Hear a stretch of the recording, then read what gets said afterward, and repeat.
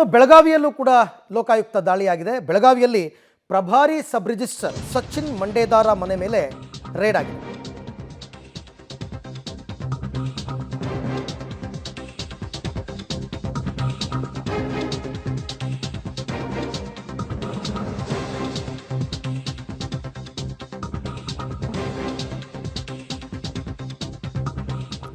ಲೋಕಾಯುಕ್ತ ದಾಳಿಯಲ್ಲಿ ಲಕ್ಷಾಂತರ ರೂಪಾಯಿ ಮೌಲ್ಯದ ಚಿನ್ನ ಪತ್ತೆಯಾಗಿದೆ.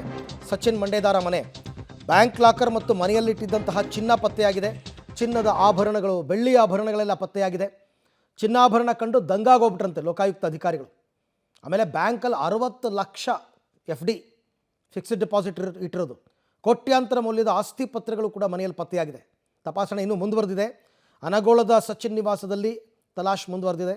ಹಾಗೆಯೇ ಸಚಿನ್ ಅವರ ಅಣ್ಣನ ನಿವಾಸ, ಬೆಲ್ಲದ ಬಾಗೇವಾಡಿಯಲ್ಲಿರುವ ಮನೆ, ಎಲ್ಲ ಕಡೆ ಶೋಧ ಕಾರ್ಯ ನಡೀತಾ ಇದೆ. ಒಬ್ಬ ಸರ್ಕಾರಿ ಅಧಿಕಾರಿ 60 ಲಕ್ಷ ರೂಪಾಯಿ ಫಿಕ್ಸ್ಡ್ ಡಿಪಾಸಿಟ್ ಇಡ್ತಾರೆ ಅಂತಂದರೆ ಇಮ್ಯಾಜಿನ್ ಮಾಡ್ಕೋಬೋದು. ನೋಡಿ ಅಲ್ಲಿ ಸಿಕ್ಕಿರ್ತಕ್ಕಂಥ ಬೆಳ್ಳಿ, ಚಿನ್ನಾಭರಣ, ಒಂದೊಂದು KG ಚಿನ್ನ ಅಂತಂದರೆ ಲೆಕ್ಕನೇ ಇಲ್ಲ ಇವರಿಗೆಲ್ಲ, ಒಂದೊಂದು KG ಚಿನ್ನ. ಸೊ ಇವೆಲ್ಲವೂ ಕೂಡ ಇನ್ನೂ ಬೇರೆ ಬೇರೆ ಕಡೆ ಆಗಿದೆ. ಬಾಗಲಕೋಟೆನಲ್ಲಾಗಿದೆ, ರಾಯಚೂರಲ್ಲಾಗಿದೆ ರೇಡು.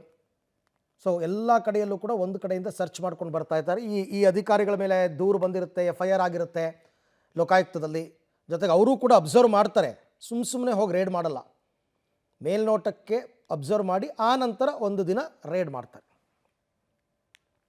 ಈ ಬಗ್ಗೆ ಮತ್ತಷ್ಟು ಮಾಹಿತಿ ನನ್ನ ಕೊಲೀಗ್ ದಿಲೀಪ್ ಅವರಿಂದ ಪಡ್ಕೊಳ್ಳೋಣ. ದಿಲೀಪ್, ಇವಾಗ ಸಚಿನ್ ಮಂಡೇದಾರ್ ಇವರ ಮನೆಯಲ್ಲಿ ಸಿಕ್ಕಿರ್ತಕ್ಕಂಥ ಒಟ್ಟು ಮೌಲ್ಯ ಏನು ಎತ್ತ ಮಾಹಿತಿ ಸಿಗ್ತಾ ಅಂತ?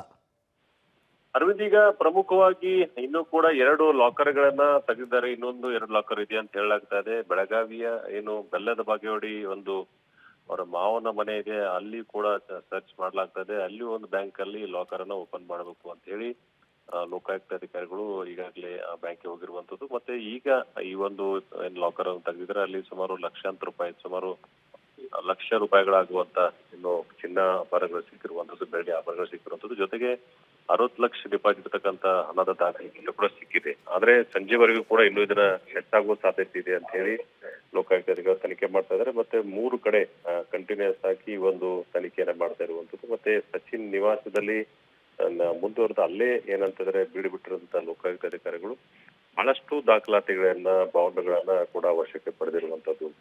ಓಕೆ, ಥ್ಯಾಂಕ್ ಯು ತಮ್ಮೆಲ್ಲ ಮಾಹಿತಿಗೆ ದಿಲೀಪ್, ಧನ್ಯವಾದ.